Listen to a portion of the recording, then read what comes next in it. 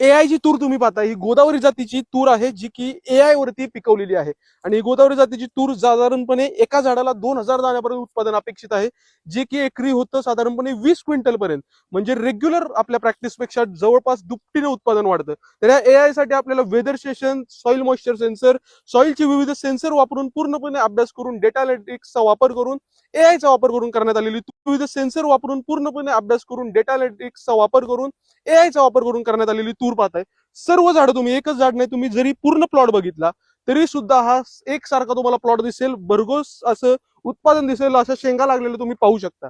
जर तुम्हाला एआयचा वापर आता ऊसामध्ये तर पाहिलाच तुम्ही, तुरीमध्ये, केळीमध्ये, मक्यामध्ये, त्याच पद्धतीने संत्र्यामध्ये, विविध फळबागांमध्ये सुद्धा वापर करण्यात आलेला आहे. आणि भविष्य हे शेतीसाठी आणि एआय साठी असणार आहे. तर अशा नाविन्यपूर्ण प्रयोग पाहण्यासाठी तुम्ही व्हिजिट करा कृषिक 2026 ला, जे की होत आहे 17 ते 24 जानेवारी 2026.